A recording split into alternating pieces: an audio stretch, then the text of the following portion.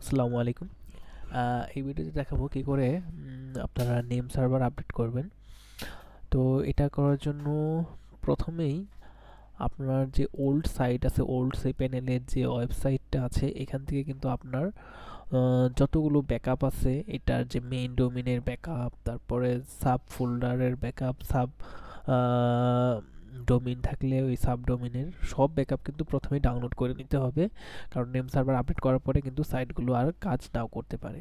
তো প্রথমে আপনি নেম সার্ভার আপডেট করার আগে প্রত্যেকটা ৩-৪টা যেই কয়টা সাইডে আছে, সাব ফোল্ডারে থাকুক বা মেইন ডোমেইনে থাকুক অথবা সাব ডোমেইনে থাকুক, সবগুলো ডাউনলোড করে নেবেন।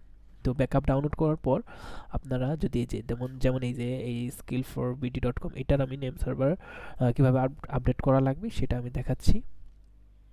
তো এখানে নেম সার্ভার আপডেট করার জন্য প্রথমে আমি এই যে সি প্যানেলে চলে আসলাম। তো এটা হলো নিউ সি প্যানেল, এখানে আপনার সাইটটা ট্রান্সফার হবে। প্রথমে কিন্তু আমার ব্যাকআপগুলো ডাউনলোড করা থাকতে হবে। তো ব্যাকআপ ডাউনলোড করার পর আপনারা এই নতুন যে সি প্যানেল আছে এখানে আসবেন। এখানে আসার পর এখানে নিচে আসেন, এখানে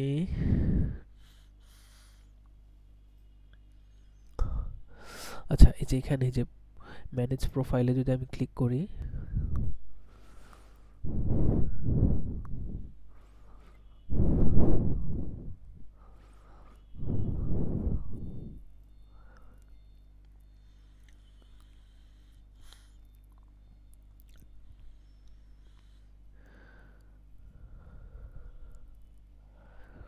এই যে প্রোফাইলটা চলে এসেছে। এখন এখান থেকে আমি ডোমেনে যাব, মাই ডোমেন।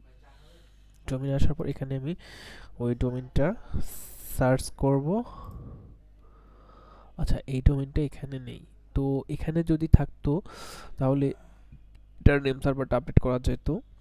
তো যেহেতু এখানে নেই, আমি দেখাচ্ছি তারপরেও কিভাবে এখানে আপনার নেম সার্ভারটা আপডেট করবেন।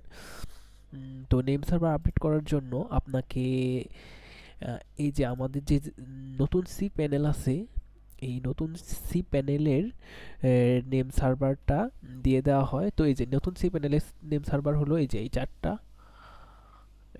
এই যে চারটা, এই যে এইগুলো নতুন সি প্যানেলের নেম সার্ভার। তো অনেক সি প্যানেলের দুইটা থাকে, তো যেহেতু এটা চারটা তাহলে চারটে আপডেট করা লাগবে। তো এটা আপনার এই যে ডোমেনে আসতে হবে। ডোমেনে এখানে তো আপনার ওই ডোমেনটা নেই, তো যেহেতু এখানে ডোমেনটা নেই, তো ডোমেনের যে ইয়াটা আছে, আপনার ডোমেনের যে প্যানেলটা আছে ওইখানে গিয়ে কিন্তু এই নেম সার্ভারটা আপডেট করা লাগবে। এই যে এখানে করলে কিন্তু হবে না, মানে কিন্তু এরকমই এটা আসবে। তো এটা আমি জাস্ট এখানে ডেমো দেখাচ্ছি। এখানে যেমন এটা এই যে যেই সি প্যানেলটা থাকবে, যেমন এই যে skill4bd.com, এখানে তো নেই। যদি থাকতো ওইটা কিভাবে চেঞ্জ করতেন ওইটা আমি দেখাচ্ছি।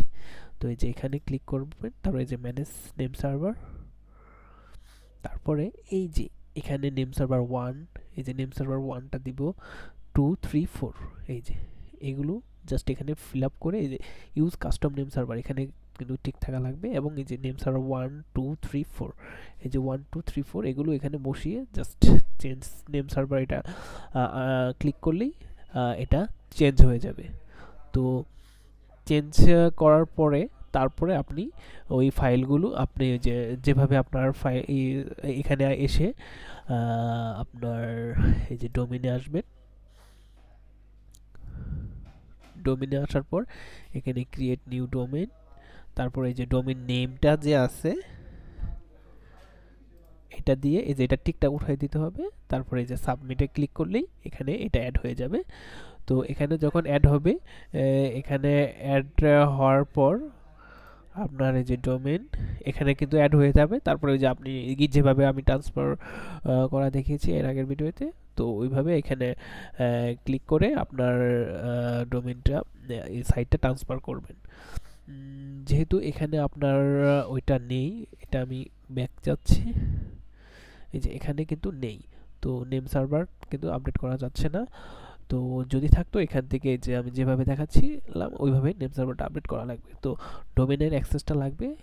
ডোমেনের অ্যাক্সেস থাকলে আপনি খুব সহজে এখান থেকে নেম সার্ভারটা আপডেট করে নিতে পারবেন। তো নেম সার্ভার আপডেট করার পর এখানে জাস্ট আপনি ক্রিয়েট করে আপনি সাইটটা খুব সহজেই ট্রান্সফার করতে পারবেন।